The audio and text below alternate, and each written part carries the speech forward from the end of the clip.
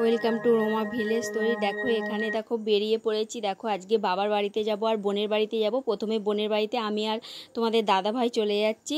তারপর দেখো এসে গেছি বোনের বাড়িতে। বোন দেখো শরবত দিয়েছে হলুদ রঙের, খুব সুন্দর শরবতটা, খেতে ভালোই লাগছে। দেখো চলো পুরো ভিডিওটা দেখতে থাকো।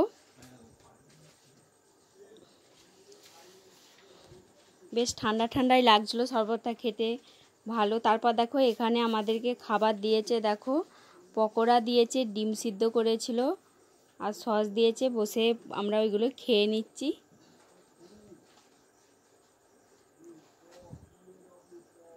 খেতে বেশ ভালোই লাগছিল। বোনের দুটো ছেলে হচ্ছে পড়তে গেছিলো, বাড়িতে ছিল না।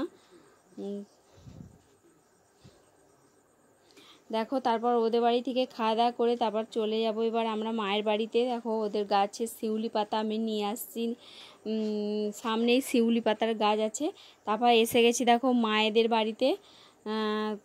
এখানে চলে এসেছি। মা দেখো এখানে তালশাঁস কেটে রেখেছিল, দিয়ে তালশাঁস খাবো, তালশাঁস খাচ্ছি। দেখো তালশাঁস খেতে কার ভালো লাগে। দেখো ভালোই তো লাগছিল, বেশ ঠান্ডা ঠান্ডা নরম। তারপর দেখো মা এখানে দেখো চা করে দিয়েছে, চা বিস্কুট আর পাঁপড় ভাজা দিয়েছে, দিয়ে ওইগুলো খেয়ে নেবো। দেখো মা ওইদিকে বসে খাচ্ছে, ওখানে বসে আমরা এদিকে খাচ্ছি। পাঁপড়গুলো ভালোই বড় ছিল।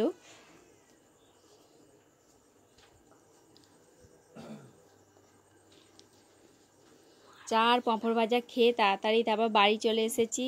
তারপর দেখো বোন হচ্ছে এইগুলো আমার ছেলেদের জন্য এগুলো কিনে দিয়েছিল, ফুটি আর কুরকুরে ওদের জন্য কিনে দিয়েছিল। তারপর রাত্রে দেখো আমি মটর আর আলু সেদ্ধ করেছিলাম, আর এখানে দেখো শসা কুচিয়েছিলাম, পেঁয়াজ আর কাঁচা লঙ্কা কুচিয়েছি, আর ওইগুলো দিয়ে ভালো করে মাখাবো, দিয়ে মুড়ি দিয়ে খাবো। আর এখানে দেখো একটু সামই করেছি, অল্প করেই সামই ছিল, করে নিয়েছি। তারপর আমরা সব খেতে বসে গেছি, খাওয়া দাওয়া হয়ে গেছে। তারপরে দেখো তারপরের দিনে দুপুরে দেখো এখানে দেখো ঢ্যাঁড়স আর সেই যেই শিউলি পাতা এনেছিলাম সেই শিউলি পাতা দিয়ে ঢ্যাঁড়স দিয়ে আমি রেসিপি বানিয়েছি।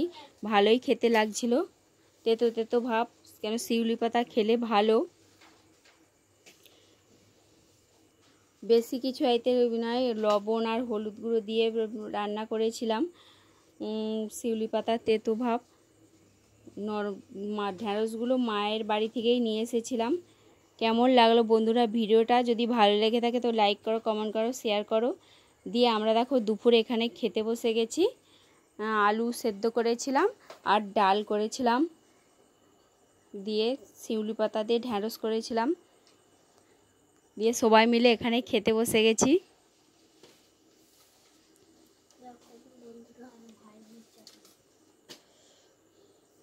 ডালটা বেশ একটু গাঢ় গাঢ়ই হয়েছিল। দেখো ভিডিওটা আমি এখানেই শেষ করছি।